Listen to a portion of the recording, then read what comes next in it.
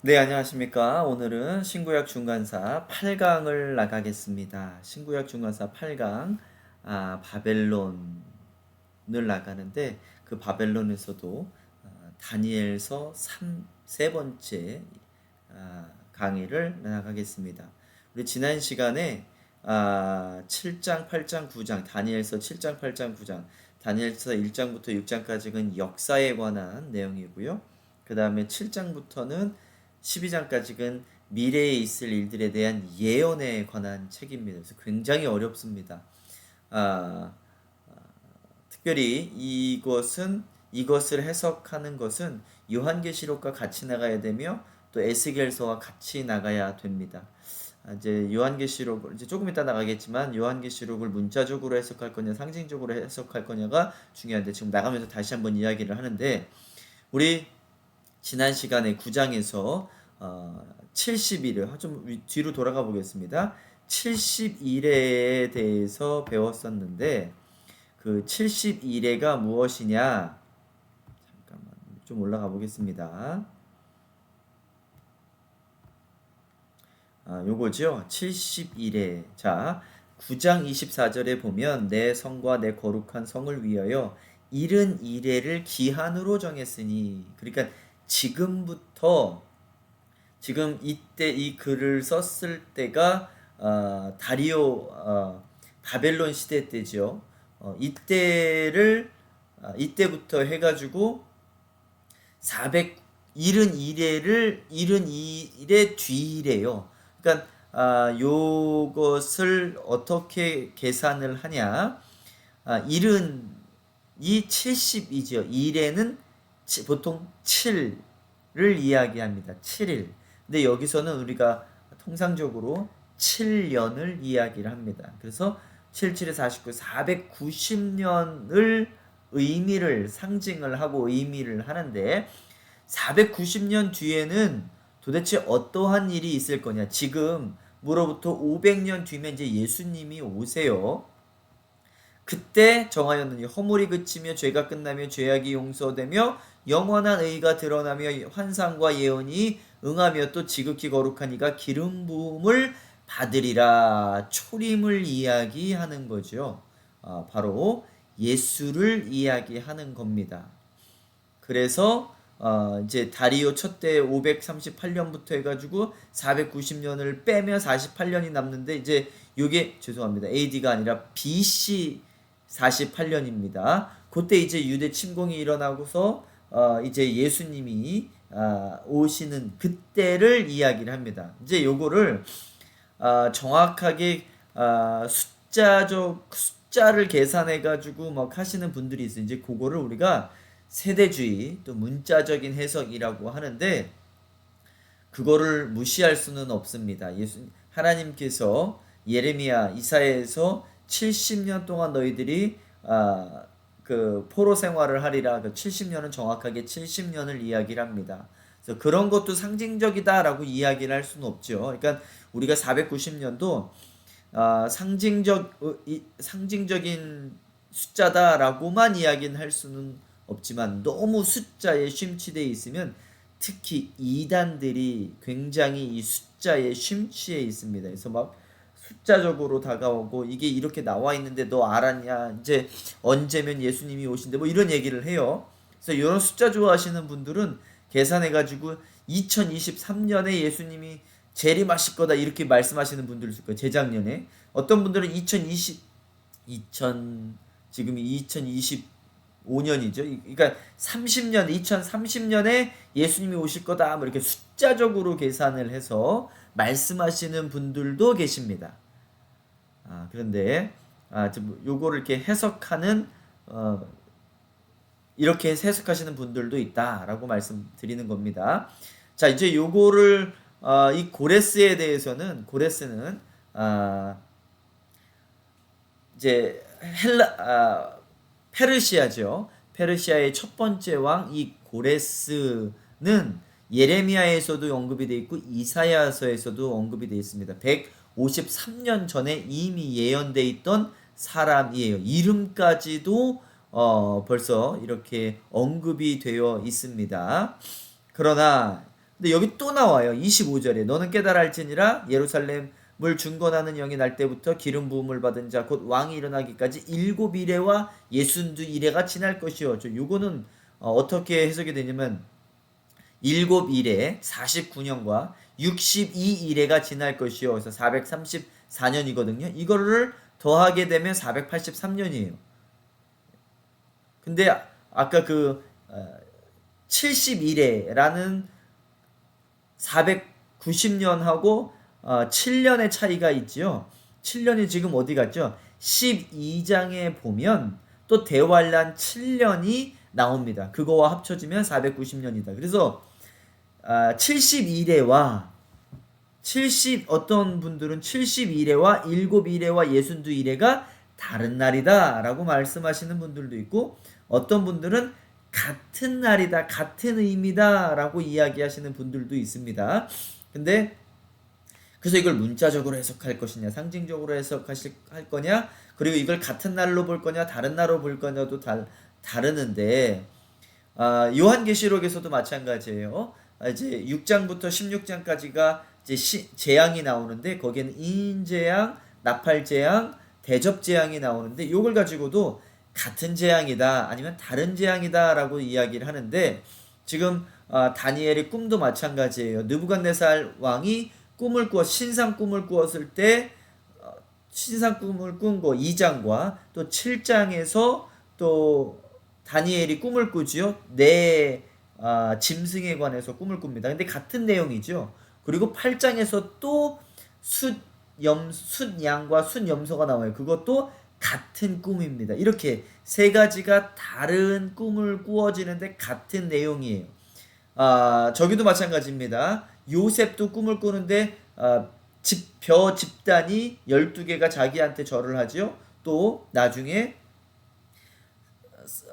태양과 달과 그 다음에 별들이 자기한테 절하는 내용, 가족들이 자기한테 절하는 내용, 같은 내용입니다. 꿈은 다르지만 그래서 저도 이렇게 따로따로 이야기는 했지만 같은 내용일 것이다 라고 생각을 하는데, 중요한 것은 이렇게 숫자가 중요한 것이 아니라 예수님을 예표하고 있다라는 것이 굉장히 중요한 내용입니다. 자, 그래서 요거를 제가 나중에 해석할 때, 특별히 지금은 제가 중간사를 전체를 다뤄야 되기 때문에 요거를 갖고서 자세하게 해석을 할 시간이 제가 없습니다. 다니엘서만 따로 나갈 때 제가 아주 자세하게 디테일하게 설명을 해드리겠습니다. 자, 그거에 대해서 한번 또 설명을 했고, 그래서 요거를 이제 어떻게 해석할 것이냐, 70년, 490년, 그러니까 그때서부터 해서 예수님 오실 때까지 471회를 490년으로 봐서 초림이다 라고 보시는 분들도 계시고, 그리고 7일회와 62일회, 그리고 나중에 또 7일회, 12장에 보면은 그 7일회까지 합치면 7일회가 아니라 그 7년을 합치면 바로 이렇게 490년이 되어집니다. 그래서 똑같은 의미다. 초림을 이야기하고 있다. 예수님의 초림을 이야기하고 있다 라고 주장하시는 분들도 계시고, 어떤 분들은 아니다, 요 내용은 예수님의 재림을 이야기하고 있고 7일회와 62일회는 초림을 이야기하고 있다 라고 말씀하시는 분들도 있습니다. 그리고 어떤 분들은 이 71회가 초림을 이야기하고 있고 7일회와 62일회는 재림을 이야기하고 있다 라고 주장하시는 분들이 이렇게 세 분이 있습니다. 근데 저는 둘 다 초림이지 않을까 라고 생각을 하기는 합니다. 자, 이제 우리 다니엘서 세 번째 다니엘 10장을 설명을 해드리겠습니다. 다니엘 10장은요 큰 전쟁에 관한 이야기입니다. 바사 고레스 3년에 한 일이 벨드사살, 다시 말해서 다니엘이죠, 또 꿈을 꾸는데 그 일이 참되니 큰 전쟁에 관한 것이라. 10장부터는 큰 전쟁에 관한 내용입니다.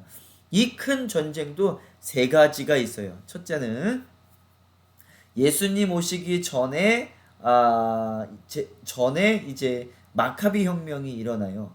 그때의 전쟁이다. 안티오쿠스 에피파네스 4세와 또 마따디아 제사장이 이런 아들들과 일어나서 쿠데타를 일으키는데 그때의 전쟁이다라고 말씀하시는 분들도 있고요.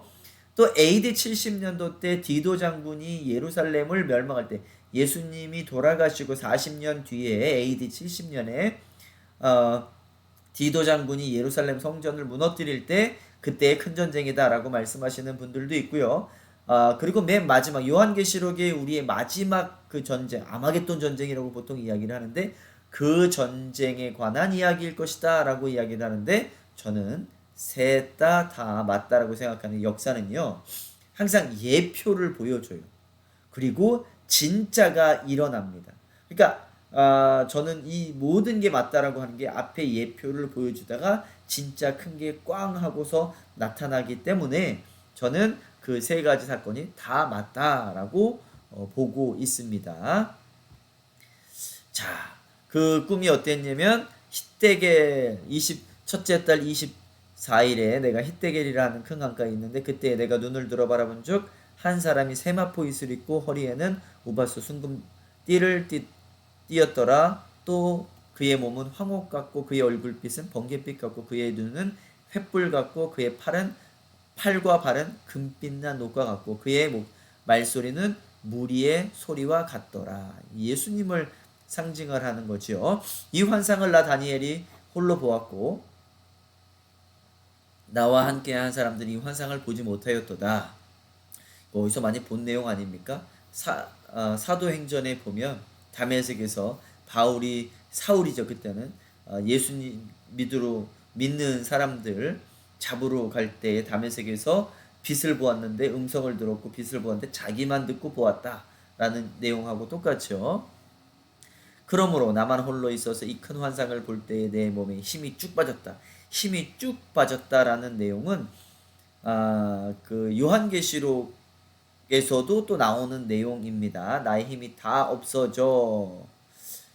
그리고 얼굴을 땅에 대고 깊이 잠들었다. 이 깊이 잠들었다는 내용은 제가 말씀드렸듯이 하나님께서 아담을 깊이 잠재우고 갈빗대를 뽑아서 여자를 만들죠. 그때 깊이 잠들게 하고 또 그러면서 이제 그 미래를 계속해서 만들어 나가시죠. 또 하나 아브라함이 하나님께 제사를 드리고 나서 또 깊은 잠에 들지요. 그리고 나서 큰 이제 두려움에 빠졌다라고 했는데 아마도 그 자녀 후손들이 400년 동안 있을 그 환란, 그 종살이를 했던 그 모습들을 보지 않았을까? 그래서 두려워서 깨지 않았을까? 그런 깊이 잠듦과 같습니다. 그러니까 이 다니엘도 지금 미래를 보면서 두려워하고 있는 거죠. 미래에 일어날 일들에 대해서. 그래서 나 요한은 너희 형제요 예수의 환란과 나라와 참음에 동참하는 자라. 이게 지금 요한계시록 1장에 보면 예수님에 관해서 이렇게 묘사하고 있으면 가슴에 금띠를 띠고, 그러니까 지금 다니엘서 10장에서 나와 있는 그 예수님의 모습과 똑같죠. 머리털에 희귀가 양털 같고 눈은 불꽃 같고 지금 똑같죠. 자, 그럴 때에 내가 엎드려 죽은 자 같더라. 그러니까 다니엘서 10장하고 지금 내용이 똑같습니다. 그래서 제가 요한계시록을 해석할 땐 다니엘서를 봐야 되고 다니엘서를 해석할 땐 요한계시록을 봐야 된다라고 드리는 말씀입니다. 다니엘서 10장과 요한계시록 1장은 이렇게 같은 내용이다 라고 제가 말씀을 드릴 수 있겠습니다. 그래서 다니엘서 10장 계속 나갑니다. 한 손이 있어 나를 어루만지기로 내가 떨었더니 그가 내 무릎과 손바닥이 땅에 닿게 일으키고 내게 이르러 큰 은총을 받은 사람아 다니엘아 내가 내게 이르는 말을 깨닫고 일어나서 내게 보내심을 받았느니라 하더라. 그가 내게 이 말을 한 후에 내가 떨며 일어나서. 누가 또 이렇게 천사가 어루만지는 그 장면이 떠오르지 않나요? 엘리야가 850에 갈멜산에서 850명의 이방 선지자들과 싸웠다가 그 아합 왕의 아내 이사벨이 내가 저 인간을 쳐서 죽이리라 뭐 그러니까 그 말에 무서워서 도망가서 로뎀나무 밑에서 자고 있는 엘리야를 이렇게 쓰다듬는 천사의 모습이 기억이 나시죠? 그 모습과도 항상 같습니다. 그가 내게 이르되 다니엘아 두려워하지 말라. 내가 깨달으려 하여 내 하나님 앞에 스스로 겸비하여 하기로 결심하던 첫날부터 내 말이 응답받았으므로 내가 내 말로 말미암아 왔느니라. 너가 기도할 그때서부터 이미 응답은 받았다라고 이야기를 합니다. 그 기도는 하나님 우리를 구원하여 주시옵소서. 이스라엘 백성이 다시 돌아가게 하여 주시옵소서. 왜요? 하나님께서 약속하셨으니까. 그러니까 그 약속을 이루어 주시옵소서. 그러니까 다니엘의 기도는 하나님의 뜻이 이루어지고 약속이 이루어지게. 근데 우리의 기도는 어떻죠? 우리의 비즈니스가 잘 되게 해주세요. 우리의 관계가 내가 문제를 일으켜서 관계가 무너졌음에도 불구하고 우리의 관계가 회복되게 하여 주시옵소서. 내 자녀 좋은 대학 들어가게. 그런 기도도 해서 하나님께서 들어주실 때도 있어요. 근데 우리가 이제 자라서 성장해서 목사, 사모, 또 선교사, 또 오래 믿은 집사님들은 우리의 기도 제목들은 하나님의 나라를 위해서 기도를 해야 됩니다. 하나님의 뜻이 이루어지기를. 자, 그래서 그런데 바사 왕국의 군주가 20일 동안 나를 막았으므로 이 응답을 가지고 오는 천사를 막았대요. 페르시아의 왕국의 군주가 이 20일 동안 나를 막았대요. 천사가 내려오는데, 그러니까 말 그대로 하면은 페르시아 왕국의 군주, 왕이 막았다.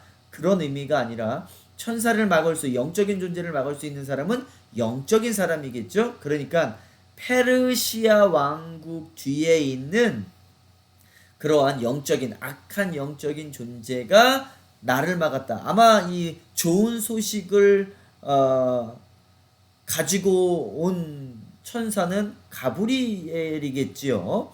그런데 가브리엘을 이렇게 막아서 응답을 가지고 오지 못하게 만들었대요. 그러니까 바사 왕국의 왕들과 함께 머물러 있다가 가장 높은 군주 중 하나인 미가엘이 와서 나를 도와줌으로써 미가엘이 와서 그 좋은 소식을 전하는 사람들을 풀어주고 와서 내가 이제 너한테 와서 응답한다라고 다니엘한테 이야기를 하는 거죠.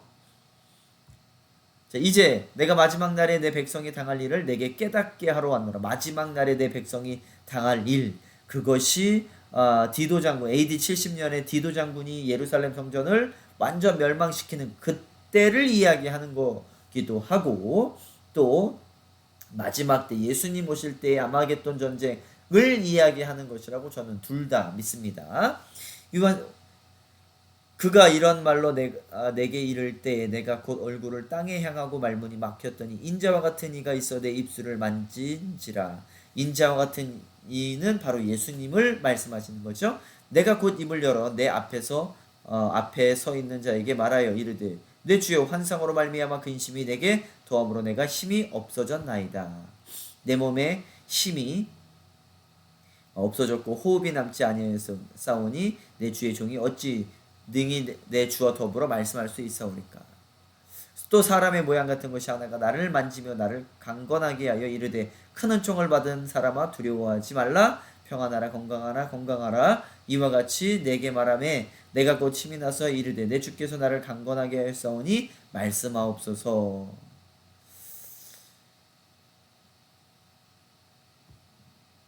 자, 이 큰 전쟁은 알 수는 없습니다. 정확하게 표현은 안 나오지만 제가 세 가지로 말씀드릴 수 있다고 했어요. 500년 뒤에 있을 그 마카비 혁명, 안티오쿠스 에피파네스, 그 이스라엘의 위쪽에 있는 북쪽에 있는 그 터키 아수르 이쪽 지역을 셀류쿠스 왕조가 테이크 오버 했죠. 그리고 그때 이스라엘을 억압을 했는데 이스라엘 사람들이 마따디아 제사장의 아들들과 마카비 혁명을 일으키지요.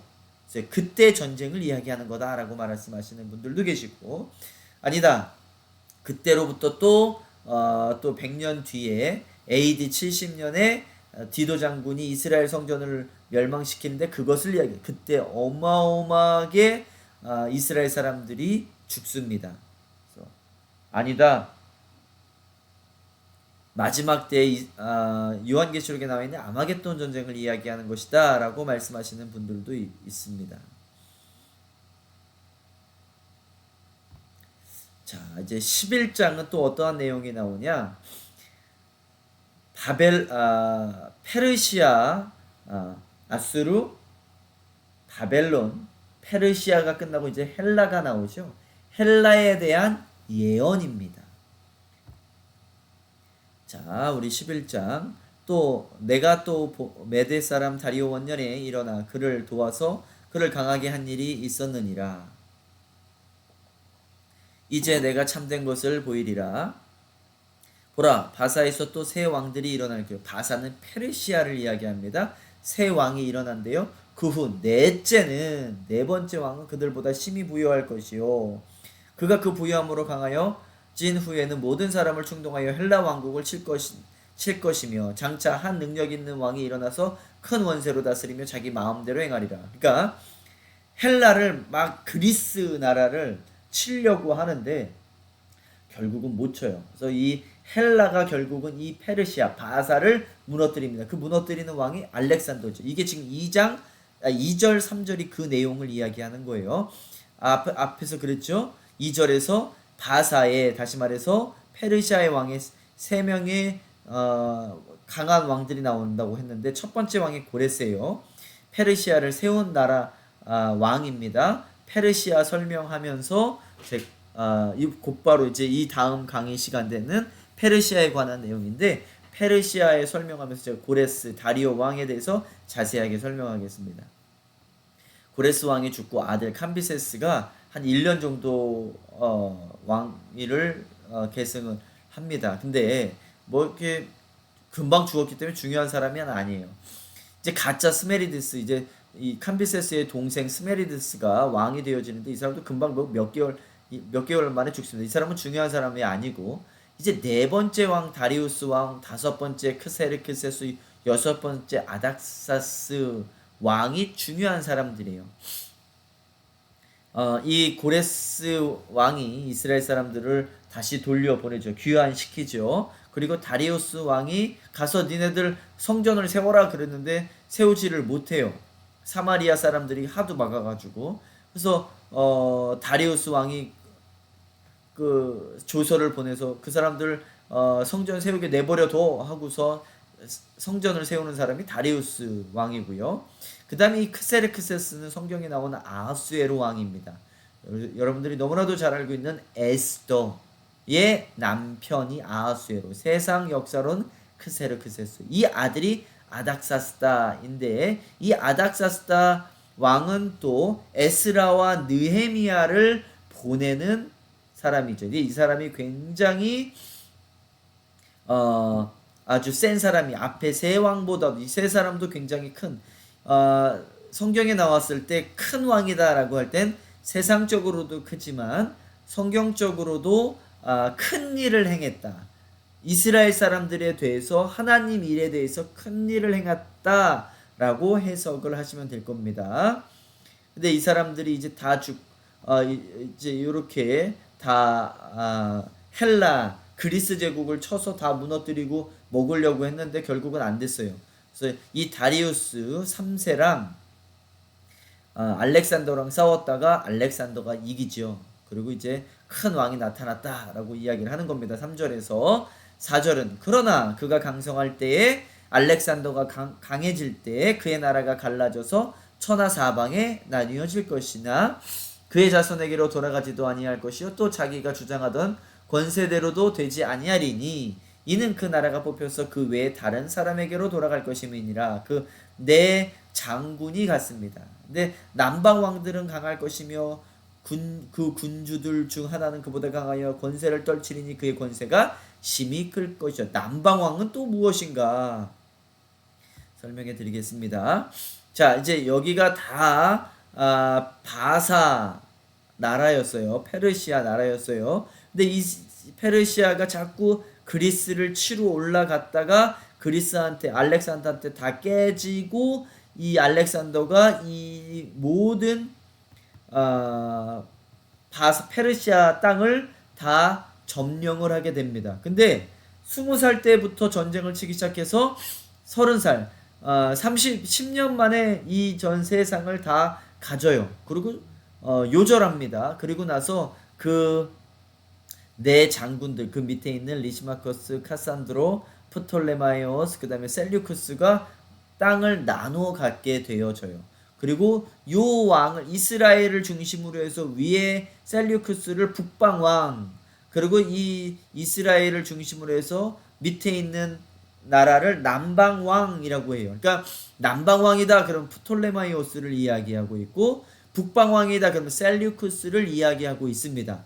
요거를 알고 들어가셔야 이게 무슨 말 하는 건지 알 수가 있습니다. 자, 몇 해 후에 그들이 서로 단합하리니 곧 남방왕의 딸이 북방왕에게 가서 화친한지라. 이제 이들이 땅이 갈리고 나서 셀류쿠스는 호시탐탐 프톨레마이오스 이 이집트 땅을 먹기를 원하고, 이 프톨레마이오스도 마찬가지로 호시탐탐 셀류쿠스 요 나라를 먹기를 바라고 있어요. 그래서 둘이서 자주 싸워요. 그때마다 이 중간에 있는 이스라엘 사람들은 주워 터지는 거예요. 여기한테 주워 터지고 저기한테 주워 터지고. 왜 주워 터진다? 하나님의 말씀을 듣지 않았기 때문에 주워 터진다. 자, 그런데 이제 하도 싸우니까 이제 가서 화친하자 뭐 이렇게 이야기를 합니다. 그러나 그 공주의 힘이 쇠하고 그 왕은 서지도 못하며 권세가 없어질 뿐 아니라 그 공주와 그를 데리고 온 자와 그를 낳은 자와 그때 도와주던 자가 다 버림을 당하리라. 이제 이 내용을 제가 조금 이따가 한번 설명해 드리겠습니다. 그러나 그 공주의 본 족속에게로 난 자 중에 한 사람이 왕위를 이어 권세를 받아 북방 왕의 군대를 치러 와서 그 성에 들어가서 그들을 쳐서 이기고. 자, 요렇게 북방왕 셀류쿠스 8왕이 있고요. 프톨레마이오스 6세 6왕이 이렇게 있습니다. 첫 번째 프톨레마이오스, 그 다음에 셀류쿠스 1세는 그냥 그렇게 이제 막 땅이 나눠지고 난 상태였으니까 자기들 나라 궁당두리 하느라고 정신이 없었어요. 이 땅 뺏으려고 공격하고 이럴 겨를이 없었습니다. 이제 아들들이 우리 화친하자 그러면서 프톨레마이오스 2세가 자기의 딸 베레니카를 안티오쿠스 2세 세 번째 왕에게 결혼을 시켜요. 그런데 이 안티오쿠스 2세의 진짜 아내 라우디케가 질투를 하고 이 베레니카를 죽여버립니다. 그러니까 이 프톨레마이오스 2세는 화가 나잖아요. 근데 이 아버지의 아들 오빠지요. 베레니카의 오빠예요. 이 오빠가 복수를 하겠다. 그러고서 이제 전쟁을 합니다. 이게 시리아 3차 전쟁인데, 그러면서 안티오쿠스 2세, 셀류쿠스 2세와도 싸움을 하고 셀류쿠스 3세하고도 싸움을 합니다. 이게 11장 내용이에요. 이 내용들이. 그리고 프톨레마이오스 4세가 또 5차 때 친 안티오쿠스 유대인들을 학살합니다. 그러니까 유대 사람들은 그 중간에 껴 있었다라고 말씀을 드렸잖아요. 위에는 셀류쿠스, 밑에는 프톨레마이오스. 그러니까 그 위에 북방왕 안티오쿠스 친 안티오쿠스 사람들을 이 프톨레마이오스가 올라와서 그 유대인 친 안티오쿠스 했던 사람들을 다 학살을 해버립니다. 그게 14절 이야기예요. 그리고 이제 안티오쿠스가 또 다시 복수를 해요. 그래서 그게 시리아 4차전. 여기서 패합니다. 그래서 딸 프톨레마이오스 4세와 정략 결혼을 시킵니다. 딸을 안티오쿠스가 4차전에서 이 프톨레마이오스가 싸워서 진 다음에 내 딸을 데려가 주시옵소서. 그래서 이제 이렇게 데려가요. 그리고 이제 그렇게 전쟁이 왔다 갔다 해요. 그게 11장 내용입니다. 이제 중요한 것은 이 안티오쿠스 에피파네스 4세 안티오쿠스 에피파네스 4세가 8번째 왕인데, 이 사람이 또 프톨레마이오스 밑에 있는 남방 왕을 치러 가요. 그 땅까지 먹으려고. 그리고 내려갔다가 내려갔다가 이제 져요. 프톨레마이오스가 자기가 질 것 같으니까 로마에게 도와달라고 합니다. 그리고 로마랑 프톨레마이오스한테 줘 터지고 깨지고 나서 다시 위로 올라가면서 이스라엘 사람들을 막 학대하고 분풀이를 거기다가 합니다. 이제 그 내용이 좀 있으면 나옵니다. 자, 요 내용들이 이제 또 제가 이제 읽기 시작을 합니다. 요 내용 셀류쿠스, 프톨레마이오스 이 역사를 알아야 이스라엘 사람들이 계속해서 주어터지고 전쟁이 일어나고 하는 내용들을 알 수가 있습니다. 성경에는 안 나왔다라고 말을 하지만 사실 요 다니엘서 11장의 전체를 그 제가 말했던 세상의 역사를 다 이야기해 주고 있어요. 그 신분들과 부어 만든 우상들과 은과 금의 아름다운 그릇들은 다 노력하여 애굽으로 갈 것이요 몇 해 동안은 그가 북방왕을 치지 아니하리라. 북방왕이 남방왕의 왕국으로 쳐들어갈 것이나 자기 본국으로 돌아가리라. 그러나 그의 아들들이 전쟁을 준비하고 심히 많은 군대가 모아서 물이 넘친같이 나갈 것이며 또 와서 그 남방왕의 견고한 성까지 치를. 그러니까 위에 셀류쿠스 북방왕, 셀류쿠스는 북방왕, 이스라엘을 중심으로 해서 밑에 있는 왕은 남방왕 프톨레마이. 얘네 둘이서 맨날 싸워요. 싸우다가 중간에서 이스라엘에서 싸우다가 지는 사람이 분풀이를 이스라엘 사람들한테 유대 사람들한테 하고 간다. 이게 다 그 내용들입니다. 자, 북방왕은 돌아가서 다시 군대를 전보다 더 많이 준비하였다가 몇 대 곧 몇 해 후에 대군과 많은 물건을 거느리고 오리라. 자, 그때 여러 사람이 일어나서 남방왕을 칠 것이요 내 백성 중에는 포악한 자가 스스로 높아져 환상을 이루려 할 것이요 그들이 도리어 걸려 넘어지리라. 이 북방왕은 와서 토성을 쌓고 견고한 성읍을 점령할 것이요 남방 군대는 그를 당할 수 없으므로 또 그가 택한 군대라도 그를 당할 힘이 없을 것이므로. 이제 북방왕 안티오쿠스 에피파네스 4세가 남방왕을 쳐들어가서 그 땅을 먹으려고 계속 공격을 했다라는 내용이에요.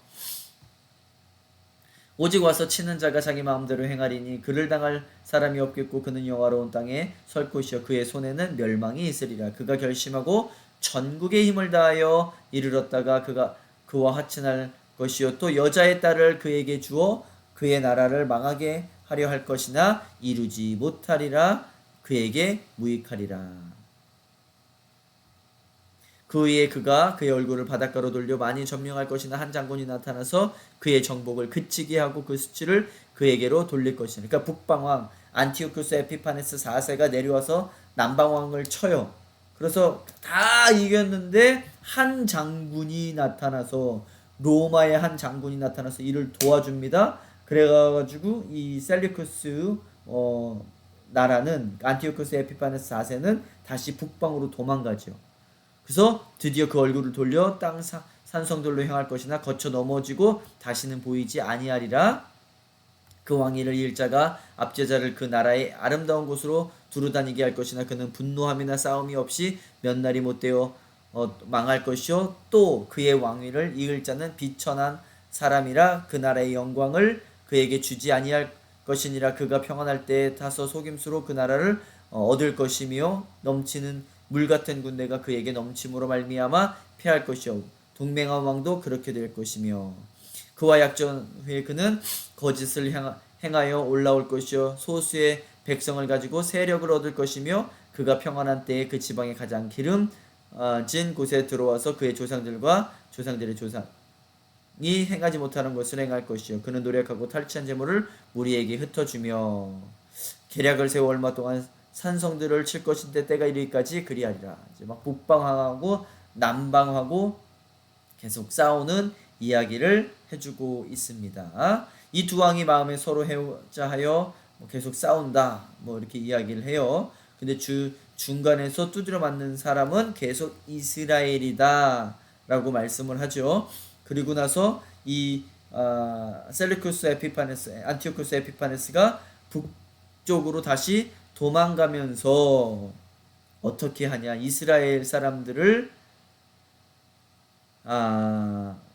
이스라엘 사람들에게 해코지 하는데, 자 보세요. 31절부터 군대는 그의 편에 서서 성소 곧 견고한 곳을 더럽히며 매일 드리는 제사를 폐하게 하며 멸망하게 하는 가증한 것을 세울 것이요. 이 멸망하게 하는 가증한 것은 제우스 신상. 이게 예루살렘 성전에 제우스 신상을 드리고 매일 드리는 제사를 없애고, 그러니까 여기다가 뭐 돼지 피도 뿌리고요. 뭐 난리도 아닙니다. 근데 이스라엘 사람들은 성전 하면 아주 끔뻑 죽는데 그 성전을 아주 이방 제사로 더럽혀 놓습니다. 수치를 당하죠. 이게 BC 167년 때예요. 또 그가 또 언약을 배반하고 악행한 자를 속임수로 타락시킬 것이 오직 자기 하나님을 아는 백성은 강하여 용맹을 떨치리라. 그래서 하나님을 믿는 사람이 용맹을 떨칠, 바로 대제사장 마따디아라는 사람이 더 이상 볼 수가 없어가지고 자기 아들들하고 쿠데타를 일으킵니다. 그게 마카비 전쟁이에요. 그 내용은 제가 또 마지막 시간에 한번 해드리겠습니다. 자, 이렇게 자, 마지막, 자, 이 내용들이 다 그 내용들입니다.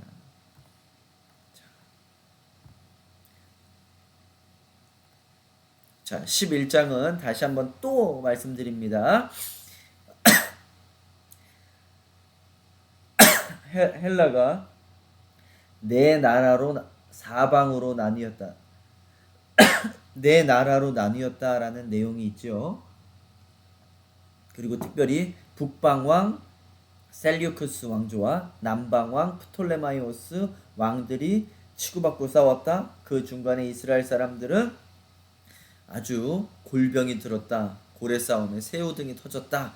그 내용을 예언한 것이 바로 11장입니다. 다시 말해서 헬라 시대, 페르시아와 헬라 시대를 예언한 게 11장 이야기다. 자, 이제 12장 내용은 환란이 또 나옵니다. 그때 내 민족을 호위하는 큰 군주 미가엘이 일어날 것이요 또 환란이 있으리니 이는 개국 이래로 그때까지 없던 환란일 것이며, 이거는 진짜 마지막 때의 환란을 이야기해주고 있는 것 같습니다. 그때에 내 백성 중 책에 기록된 모든 자가 구원을 받을, 환란이 있을 때에 모든 자가 구원을 받을 것이다.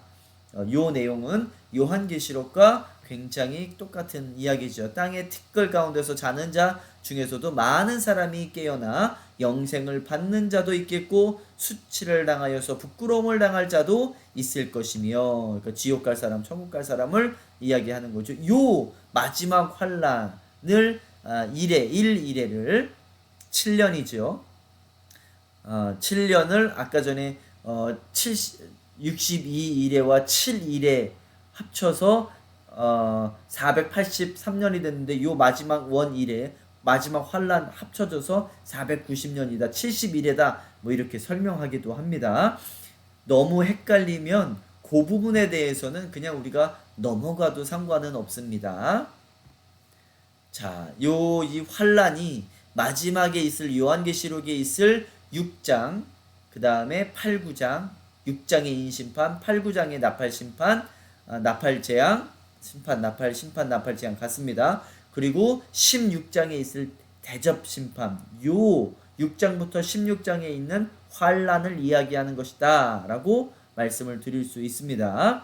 자, 마태복음 24장 3절부터 4절까지는 마지막 때에 있을 환란을 이야기해주고 있죠. 이때는 민족과 민족이 전쟁을 하고 기근과 전쟁이, 지진이 있을 것이다, 뭐 이렇게 설명을 합니다. 그때 환란에서 사람들이 너희를 환란에 넘겨주겠다. 그래서 그때 믿음을 갖고서 살아라, 뭐 이렇게 말씀을 하시죠. 13절에 끝까지 견디는 자는 구원을 얻으리라. 요한복음의 주제 중에 하나가 끝까지 견디라, 그래야지 구원을 얻는다 라고 말씀을 하시죠. 자, 데살로니가 후서 2장 3절 4절은 이러한 말씀이 있습니다. 누가 어떻게 하여도 너희가 미혹되지 말라. 마지막 때를 이야기합니다. 먼저 배교하는 일이 있고 배반하는 일이 있고. 그래서 어떠한 배교일까요? 믿는, 여기서는 한 사람을 이야기하지 않아요. 예수님을 믿는 아주 큰 그룹을 이야기합니다. 1962년에 로마 카톨릭의 교황이 나와서 선포를 했죠.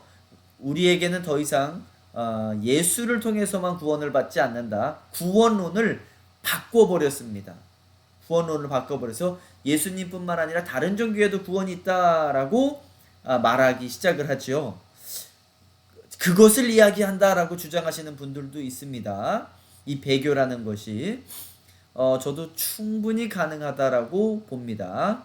그래서 불법에 이르는 사람 곧 멸망의 아들이, 그러니까 사탄이죠. 나타나기 전에는 그날이 이르지. 사탄이가 곧 나타난대요. 그러니까 요한계시록 13장에 적그리스도가 나타나기 전까지는 일어나지 아니하리라. 그는 대적하는 자라 신이라고 불리고 모든 것과 숭배함을 받는 것에 대하여 대항하고 그 위에 자기를 높이고 하나님의 성전에 앉아 자기를 하나님이라고 하고 내세우느니라. 이 부분을 또 어떻게 해석하시는 분들도 있냐면, 하나님의 성전, 지금 예루살렘 성전이 없지요. 거기에 모스크가 세워져 있지, 무슬림 성전이 세워져 있습니다. 근데 이제 3차 세계대전은, 아마겟돈 전쟁은 그걸 것이다 라고 이야기를 하는데, 이스라엘 사람들이 그 사람들과 전쟁을 해서 밀어내고 거기에다가 예루살렘 제3성전을 다시 건립하는 것, 그거를 지금 계획을 하고 있어요. 이스라엘 사람들은 아마 그때 그 엔타이 크라이스트, 적그리스도가 나타나서 그 하나님의 성전에 앉아서 자기를 하나님이라고 내세운다라고 해석하는 분들도 있습니다. 저도 굉장히 일리 있는 말이라고 보기도 합니다.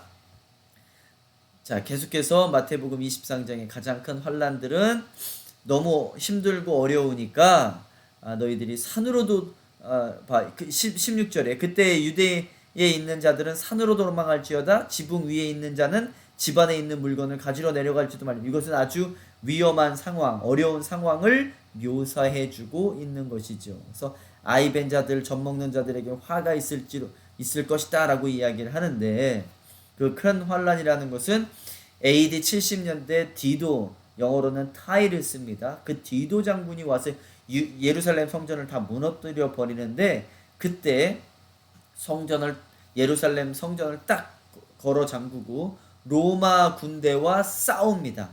그러니까 그때 로마 군대들이 1년이 넘게끔 그 성전을 둘러싸고서 가지도 않아요. 그러니까는 이 예루살렘 성전이 뭐 며칠은 버티고 몇 달은 버티지만 먹을 음식이 없잖아요. 그러니까 그때 당시에 아이들을 잡아 먹었대요. 그러니까 그날에는 아이 뵌 자들과 젖 먹이는 자들에게 화가 있으리로다 하는 내용이 바로 그 내용입니다. 너희가 도망하는 일이 겨울에나 안식일에 되지 않도록 기도하라. 이는 그때 큰 환란이 있겠으므로 창세로부터 지금까지 이런 환란이 없겠고 후에도 없으리라. 그날을 감안하지 아니하면 모든 육체가 구원을 얻지 못할 것이나 그러나 택하신 자들을 위하여 그날을 감하시리라. 그때 우리는 이 기도를 해야 됩니다. 하나님, 믿는 자들에겐 그 날들을 감하여 주시옵소서. 여러분, 빨리 죽는 것도요, 은혜고 복입니다. 그때 사람이 너희에게 말하되 보라 그리스도가 여기 있다 혹은 저기 있다 하여도 믿지 말라.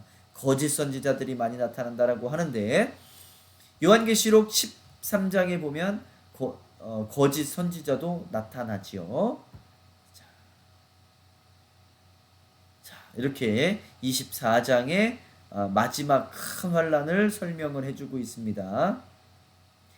요한계시록의 생명책과 책들, 아까 전에 다니엘서에도 책들이 놓여 있었다라고 말씀을 나왔죠. 근데 그 내용하고 요한계시록 20장 11절하고도 똑같아요. 12절. 이제 하늘나라에 올라가 보니 내가 보니 죽은 자들이 큰 자나 작은 자나 그 보좌 앞에 서 있는데 책들이 펴 있고 또 다른 책이 펴졌으니 곧 생명책이라 죽은 자들이 자기 행위를 따라 책들에 기록된 대로 심판을 받으니. 자, 이렇게 요한계시록 20장에서 아주 자세하게 행위대로 심판받고 생명책에 기록되지 못한 자는 불못에 던지리라 라고 자세하게 설명되어 있습니다. 다니엘 이제 7장 9절들을 봅니다. 7장 9절에도 책들이 펴 있다라는 내용들이 나오죠. 요한계시록처럼 내가 보니 왕자가 놓이고 옛적부터 항상 계신 이가 좌정하셨는데 그의 옷은 희기가 눈 같고 그의 머리털은 깨끗한 양의 털 같고 그의 보좌는 불꽃 같고 그의 바퀴는 타오르는 불이며 불이 강처럼 흘러 그의 앞에서 나오며 그를 섬기는 자는 천천히요 그 앞에서 모셔 선자는 만만이며 심판을 베푸는데 책들이 펴 놓였더라. 그러니까 요한계시록에 나와 있는 그 책들, 다니엘서에 나와 있는 책들 똑같은 책들입니다. 그러니까 이 해석이 같이 들어가 줘야 돼요. 자, 그다음 요한복음 5장 28절 29절에는 부활이 두 가지 부활인데 하나는 생명의 부활, 두 번째는 심판의 부활. 생명의 부활은 선한 일을 행한, 악한 일을 행한 자들은 심판의 부활로 간다. 이것은 행위 구원을 이야기하는 것이 아닙니다. 구원을 받은 자들의 행위는 선한 것들이 나오죠. 그것을 같이 이야기하는 겁니다. 자, 도대체 그러면 행위란 무엇이냐? 이러므로 그들의 열매로 그들을 알리라. 나더러 주여 주여 하는 자마다 천국에 들어갈 것이 아니요 다만 하늘에 계신 내 아버지의 뜻대로 행하는 자가 들어갈 것이다. 자, 그런 사람들은 반석 위에 집을 짓는다. 이렇게 나오죠. 자, 요한계시록 2장 17, 26 보면 보세요. 귀 있는 자는 성령이 교회에게 하시는 말씀을 들을지어다. 이기는 그에게는 내가 감추었던 만나를 주고 또 흰돌을 줄 터인데 그 돌 위에 새 이름을 기록한 것이 있나니 받은 자밖에는 그 이름을 알 사람이 없느니라. 자, 계속 이기라. 그러면 너희가 구원을 얻는다. 생명책에서 결코 지워지지 아니하리라. 보좌에 앉으리라. 뭐 이렇게 이야기를 합니다. 자, 이제 다시 다니엘 12장으로 돌아와서 지혜 있는 자는 궁창의 빛과 같이 날 것이요 많은 사람을 옳은 대로 돌아오게 한 자는 별과 같이 영원토록 빛나리라.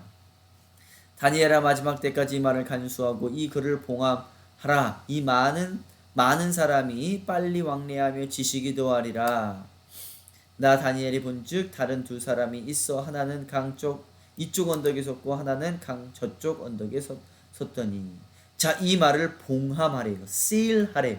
근데 요한계시록에 보면 이제는 빨리 이 책들을 봉하지 말고 펴서 성도들에게 읽히고 가르쳐줘라 라고 이야기를 하죠. 그래서 요한계시록을 나갈 때는 뭐랑 같이 나가야 된다? 다니엘서와 같이 나가야 된다. 빨리 왕래하며, 근데 빨리라는 것은 원문에 없어요. 이곳저곳을 왕래하며, 근데 그 의미가 빨리 왕래한다라는 거예요. 그러니까 요즘 이 세상이 굉장히 빠르잖아요. 인터넷도 그렇고 비행기도 그렇고 이제 우주도 다니는 빨리 왕래하는 지식이 더하리라. 우리 핸드폰에서 그냥 손가락 하나만 딱 하면 뭐 지식의 홍수들이 흘러 넘쳐 나오죠. 그러한 것들을 이야기해주고 있는 마지막 때를 이야기해주고 있는 것입니다. 주 여호와의 말씀이라 보라 날이 이를지라 내가 기근을 땅에 보내리니 양식이 없어 주림이 아니며 물이 없어 가람이 아니요 여호와의 말씀을 듣지 못한 기갈이라. 그러니까 지금 양식이 없어 죽는다라고 하는데 그 양식은 우리가 먹는 음식을 이야기하는 것이 아니라 여호와의 말씀을 이야기한다. 말씀이 없어. 지금 인터넷만 키면 말씀이 넘쳐나는 세상인데 말씀이 없어서 죽는데요. 결국은 우리가 말씀 싸움입니다. 여러분들은 하루에 성경책을 몇 번 읽으시나요? 1년에 성경을 몇 번 읽으시나요? 하루에 몇 분 기도를 하시나요? 굉장히 중요한 내용입니다. 자, 요한계시록 2장 17절에 귀 있는 자는 성령이 교회에게 하시는 말씀을 들을지어다. 말씀을 들으라고 말씀하시죠. 자,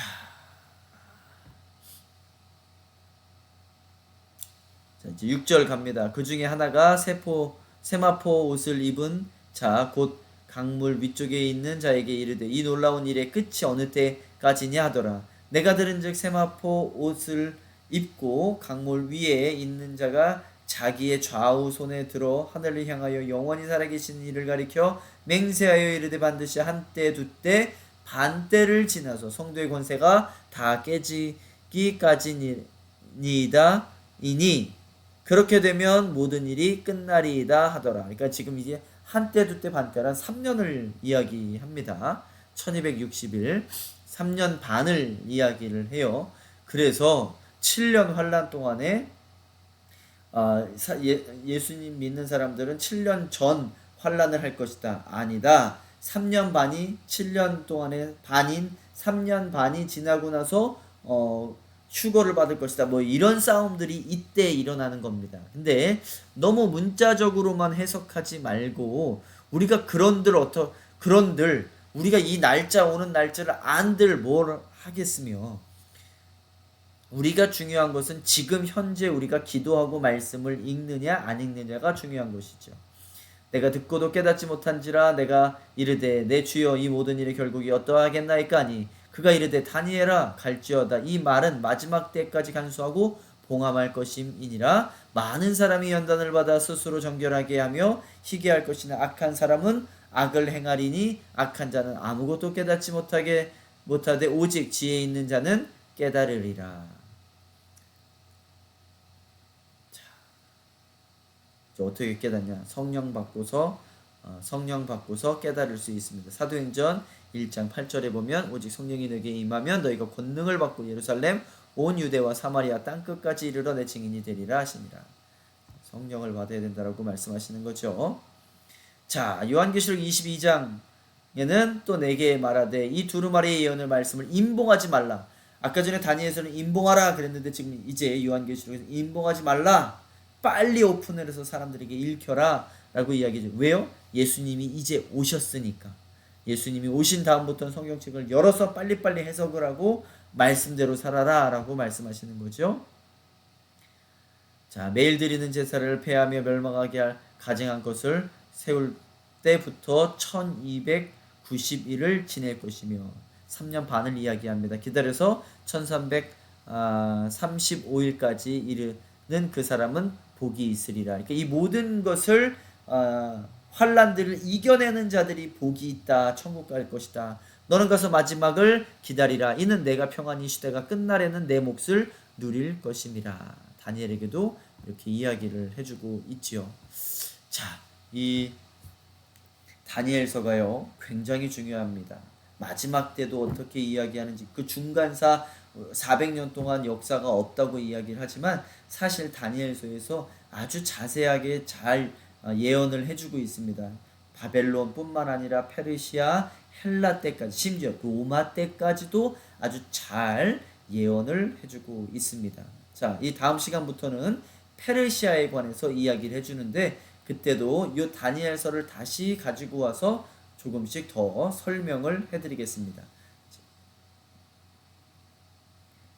이번 강의는 여기서 마치고 이제 페르시아 편에서 또 만나 뵙겠습니다.